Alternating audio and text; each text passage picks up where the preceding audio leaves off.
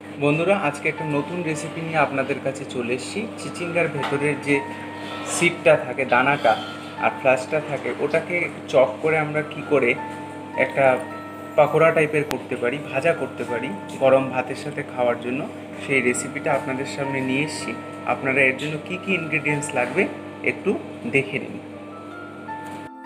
বন্ধুরা, এই ডিশটার জন্য কি কি লাগছে একবার আমরা দেখে নিচ্ছি। এটা কোয়াশের ভেতরের যে অংশটা সেটা। বন্ধুরা, এই প্রিপারেশনটার জন্য কি কি লাগছে একবার আমরা দেখে নিচ্ছি। চিচিঙ্গার ভেতরের যে সিড এবং ফ্লাশটা রয়েছে সেটা এখানে রয়েছে, কিন্তু আমরা আগের দেখিয়ে দিয়েছি কি করে এই জিনিসটাকে কালেক্ট করতে হয়। চাইলে স্পুন দিয়েও আপনারা কালেক্ট করতে পারেন, আমি হাত দিয়ে এটাকে বার করেছিলাম। লিঙ্কে ডেসক্রিপশন বক্সে আপনি এর কী করে কাটিং করতে হয় সেটা আমরা আপনাদেরকে দিয়ে দেবো, আপনারা দেখে নেবেন। এখানে ছোট্ট একটা পেঁয়াজ রয়েছে, সামান্য চিনি, সামান্য নুন, একটু হলদি পাউডার, সামান্য কালো জিরে, রাইস ফ্লাওয়ার, সামান্য একটু সুজি, green chilli chop, ginger chop, আর হচ্ছে ধনিয়া পাতা চপ করা।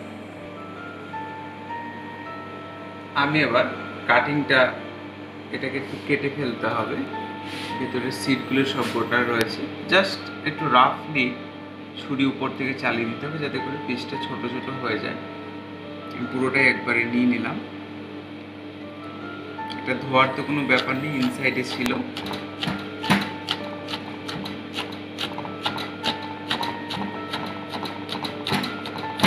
একবার ঘুরিয়ে নিচ্ছি, আর একবার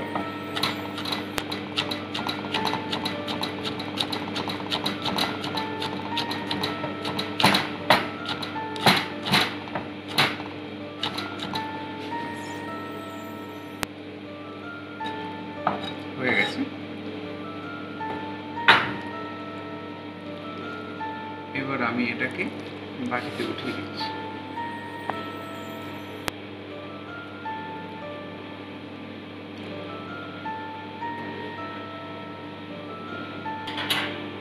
যদি স্পুনের হিসাবে বলা যায় তাহলে এখানে আপনার 4 টেবিল স্পুন মতো রয়েছে কাটিং করা এই ইনগ্রিডিয়েন্টসটা, চিচিঙ্গার ফ্লাশটা। এবার এটাতে আমি কি কি দিচ্ছি দেখুন। এটাতে আমি একটা ছোট সাইজের পেঁয়াজ বা মাঝারি সাইজের পেঁয়াজ দিয়ে দিচ্ছি,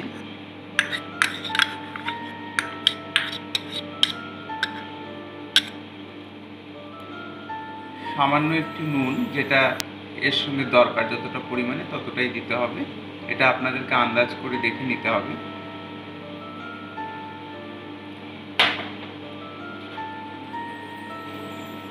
টেস্ট অনুযায়ী একটু চিনি, একটু মিষ্টি মিষ্টি হবে সে কারণে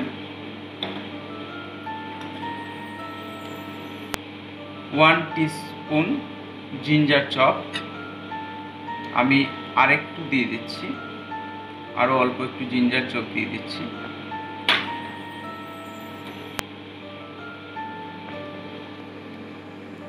গ্রিন চিলি চপ 1 টিস্পুন দিলাম, আরও অল্প একটু দিয়ে দিলাম।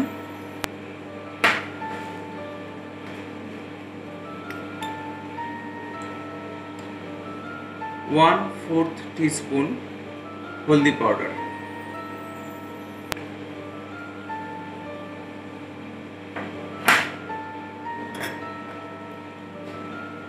আমি রাইস ফ্লাওয়ারটা দিচ্ছি 1 টিস্পুন, 2, 3, 4।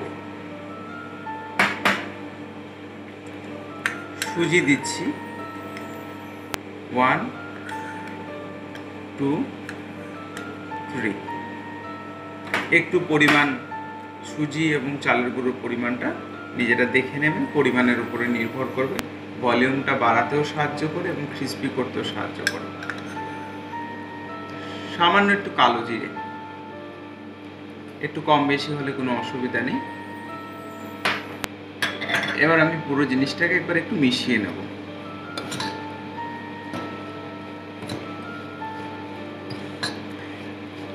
জল দেওয়ার কিন্তু কোনো প্রয়োজন নেই, কেননা জল কিন্তু নিজে থেকেই ছাড়বে। চিচিঙ্গাতে প্রচুর পরিমাণে জল রয়েছে, সুতরাং ভেতরের অংশটা যেহেতু রয়েছে সেটা কিন্তু নিজে থেকেই জলটা ছেড়ে দেবে। এবং যখন যদি জলটা মনে হচ্ছে যে একটু বেশি হয়ে যাচ্ছে, কেন পেঁয়াজও রয়েছে, সব রয়েছে, সেক্ষেত্রে আবার প্রয়োজন অনুযায়ী একটু রাইস ফ্লাওয়ার বাড়িয়ে নেবেন, সামান্য একটু ময়দাও দিতে পারেন। আমার মনে হচ্ছে একটু রাইস ফ্লাওয়ার এবং সুজি একটু আমি বাড়িয়ে দেব, আরও 1 স্পুন দিয়ে দেব। দেখুন নুন এবং চিনি দেওয়ার সাথে সাথে কিন্তু জলটা বেশ ছাড়ছে। আমি 1 স্পুন মতো সুজি অ্যাড করে দিলাম।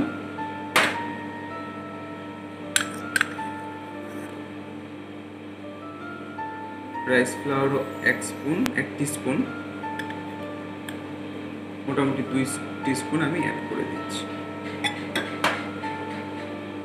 দিয়ে আবার মিশিয়ে নিচ্ছি।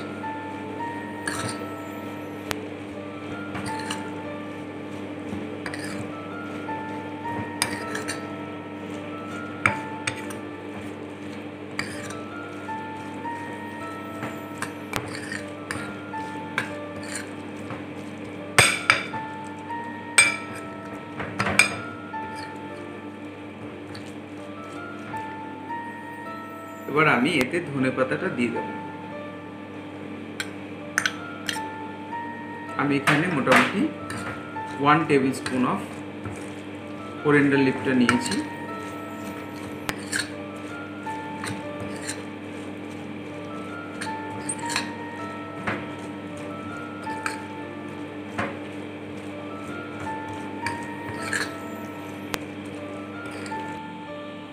আমি 2 টেবিল স্পুন কর্নফ্লাওয়ার অ্যাড করছি,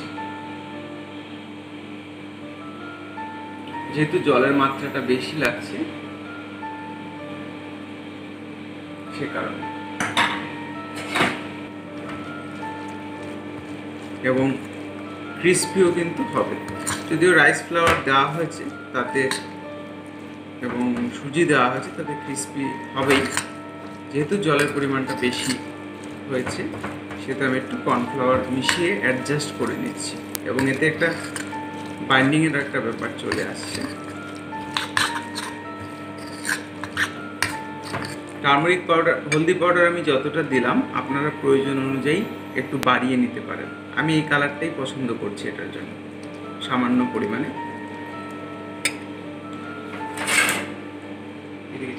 একটা ফ্রাইং প্যান বসিয়েছি, ফ্রাইং প্যানটা অলরেডি গরম হয়ে গেছে। আমি তাতে এবার রিফাইন্ড অয়েল দিয়ে দিচ্ছি ফ্রাই করার জন্য। এটা কিন্তু ডিপ ফ্রাই হবে।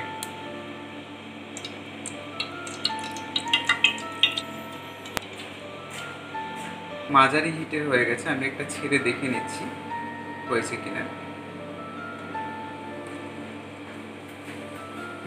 হালকা হালকা গরম হয়েছে। মাঝারি হিটেই করতে হবে, তেলটার হিটটা কমই রাখতে হবে, কিন্তু প্রচুর জল আছে ভেতরে।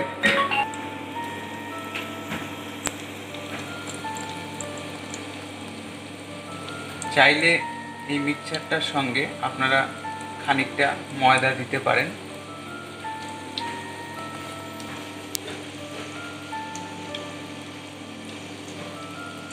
তাহলে ছাড়তে সুবিধা হবে।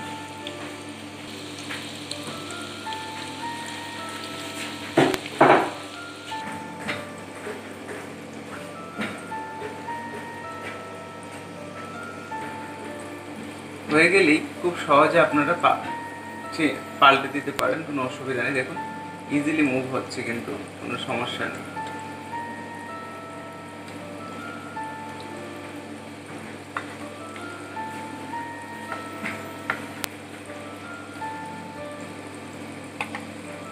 চেঞ্জ করে দিলাম, পাল্টে দিচ্ছি সব কটাতে।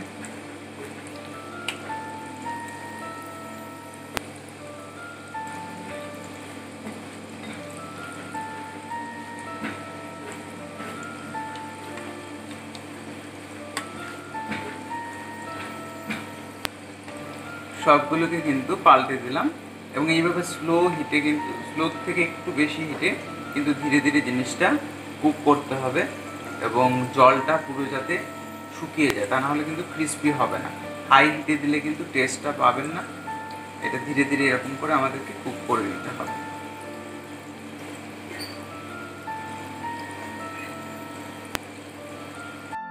বারবার উল্টে পাল্টে দুদিক থেকে ধীরে ধীরে ফ্রাই করতে হবে। মিডিয়াম হিটটা একটু বাড়িয়ে দিয়েছি, মিডিয়াম করে দিয়েছি। আরেকটা জিনিস করতে হবে, ফোর্ক ব্যবহার করতে হবে।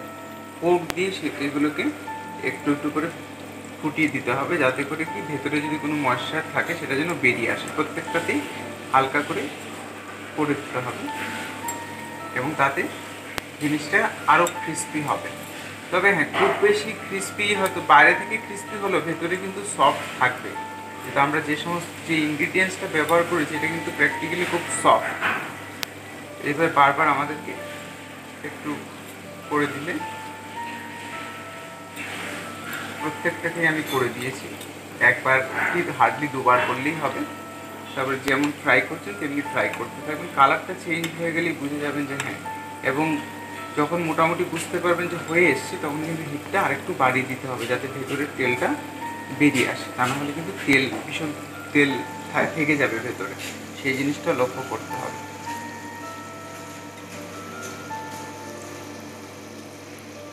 যেহেতু ডিপ ফ্রাই করছি অথচ খুব বেশি পরিমাণ তেল নেইনি, সেহেতু বারবার আমাকে কিন্তু উল্টে পাল্টে দিতে হচ্ছে এবং খুব কেয়ারফুলি এটাকে ফ্রাই করতে হবে, যাতে করে সব দিক থেকে ভালোভাবে ফ্রাই হয় এবং জিনিসটা কুক হয়। কুক হতে প্র্যাকটিক্যালি বেশি সময় নেওয়ার ব্যাপার নেই, সমস্ত ইনগ্রিডিয়েন্টসই খুব সফট। তো সেক্ষেত্রে কিন্তু টেস্টটাকে ইমপ্রুভ করার জন্য ফ্রাইটা খুব যত্ন সহকারে কিন্তু করতে হবে। জিনিসটা খুব সাধারণ, কিন্তু জিনিসটাকে টেস্টি বানাতে গিয়ে এটা কিন্তু বেশ খানিকটা এফোর্ট দিতে হবে। চাইলে এর সঙ্গে আপনারা গ্রেট করা কোকোনাট অ্যাড করতে পারেন। আবার আরেকটু চেঞ্জ করতে গেলে আপনারা এর সঙ্গে একটু টমেটো অ্যাড করতে পারেন। তো চেঞ্জ করাটা আপনাদের নিজেদের উপরে নির্ভর করবে, আপনাদের টেস্টের উপরে নির্ভর করবে।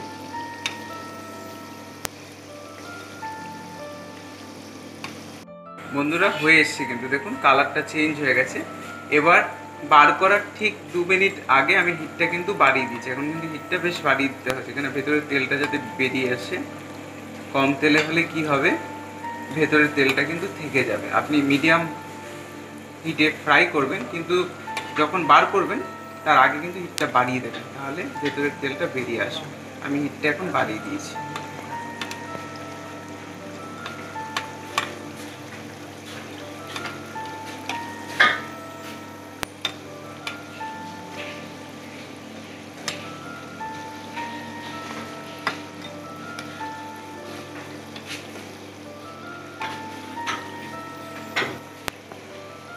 বন্ধুরা, ফ্রাইগুলো কিন্তু হয়ে গেছে, আমি ফ্রাইগুলোকে উঠিয়ে দিচ্ছি।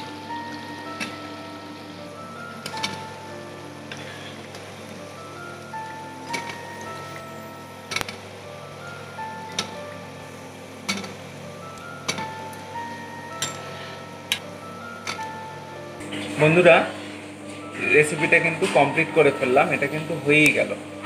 হ্যাঁ, কালারটা দেখুন একটু রেডিশ কালার হয়ে গেছে ফ্রাই করতে করতেই। তো আপনারা এই কারণেই কিন্তু আমি শুকনো লঙ্কা পাউডারটা দিইনি। আর জিনিসটাকে বেশি সময় ধরে ফ্রাই করতে হচ্ছে, তার কারণ হচ্ছে যেহেতু জিনিসটাতে প্রচুর পরিমাণে ময়েশ্চার ছিল, ক্রিস্পি করার জন্য আমাকে কিন্তু ফ্রাই করতে হয়েছে। আপনারা চাইলে আরেকটু ফ্রাই কম করতে পারেন, কোনো সমস্যা নেই, কিন্তু খেতে কিন্তু খুব ভালো হয়েছে। যেহেতু সুজি, রাইস ফ্লাওয়ার রয়েছে, কর্নফ্লাওয়ার রয়েছে, যথেষ্ট ক্রিস্পি হয়েছে। ভেতরটা সফট, উপরটা ক্রিস্পি। গরম ভাতের সাথে ঘি এবং কাঁচা লঙ্কার সাথে এটা পরিবেশন করতে পারেন। এটাকে আবার এর থেকেও ছোটো ছোটো করে ফ্রাই করে আপনারা ইভিনিং স্ন্যাক্সে মুড়ির সাথেও কিন্তু খেতে পারেন। জিনিসটা খুব ইন্টারেস্টিং, আপনারা ট্রাই করুন।